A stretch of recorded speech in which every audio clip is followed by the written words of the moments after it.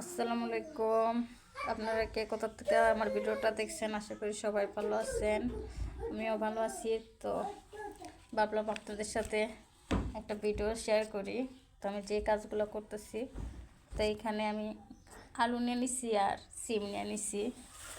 আর এইখানে আমার শ্বশুর দেখেন আমাদের ক্ষেতের থেকে একটা মূলা নিয়ে আসছিলো, তো ভাবলাম এটাও দিয়ে দিই। তো এগুলো দিয়ে আমি রান্না করব।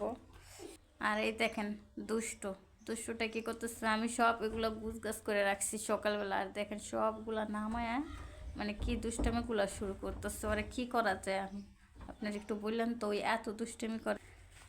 আর এর মাঝে দেখেন আমার ননদ আবার শাক তুলে নিয়ে আসছে। এটা একটা রেসিপি হবে, আপনাদের সাথে শেয়ার করব রেসিপিটা। তো দেখছেন টাটকা টাটকা পুঁই শাক, আর হইলো এখানে একটা লাল শাক হয়েছে।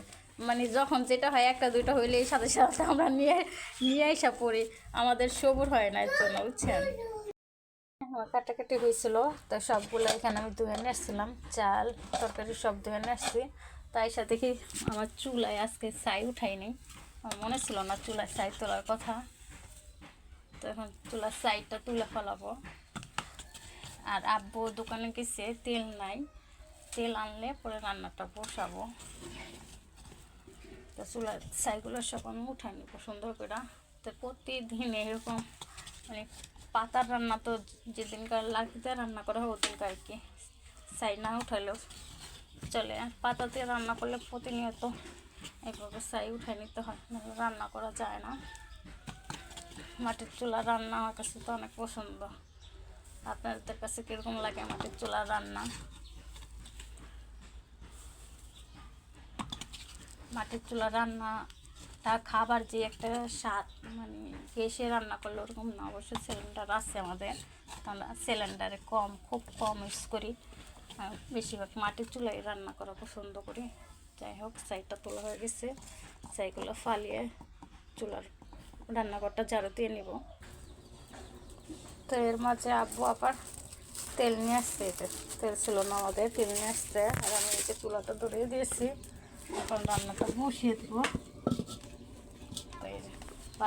ভাতের পানি আগে বসিয়ে দিচ্ছি এভাবে, আমরা পুকুরের পানি তো আগে ভাতের পানি বসিয়ে দিই, তারপরে পানিটা গরম হচ্ছে চালটা দিয়ে দিই এভাবে।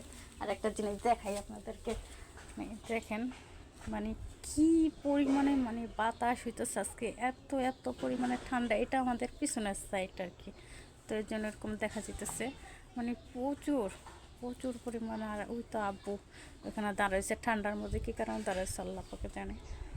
তো অনেকটা বাতাস হইতেছে এখানে, দেখছেন কি পরিমাণে ঠান্ডা আজকে, প্রচুর প্রচুর ঠান্ডা পড়তেছে। বাইরের পরিবেশটা দেখেন, মানে অনেক ঠান্ডা। আর দেখেন এখানে আমার শ্বশুর মাছ ধরে নিয়ে এসেছিলো, তো টাটকা এগুলো আর ভাজবো না, মশলা কষিয়ে নিব, তারপরে তরকারি রান্না করবো। মশলাটা কষিয়ে নিয়েছি, মাছগুলো দিয়ে কষিয়ে তরকারি রান্না করবো। আর শীতে মাছে এরকম কষিয়ে তরকারি রান্না করবো, সিম আলু মানে সব রকমের সবজি দিয়ে কিছু মিক্স করে তরকারি রান্না করলে আমার কাছে তরকারিটা খেতে অনেক ভালো লাগে। জানি না আপনাদের কাছে কেমন লাগে। তো আজকে টাটকা তো মাছগুলো এগুলো ভাজলাম না, এভাবে কষিয়ে নিয়ে তারপর তরকারিটা রান্না করবো। এই তো মাছগুলো কষিয়ে নামিয়ে নিচ্ছে দেখেন। আর এর মাঝে আমি আবার তরকারিটা কষিয়ে নেব। এভাবে কষানো তরকারি। আর আমার ভিডিওটা আপনাদের কাছে কেমন লাগে আমাকে অবশ্যই কমেন্টে জানাবেন। তো তরকারিটা রান্না হয়ে গেছে আমার। তো দেখেন আমি কিছুটা দইনা দিয়ে তরকারিটা নামিয়ে ফেলছিলাম।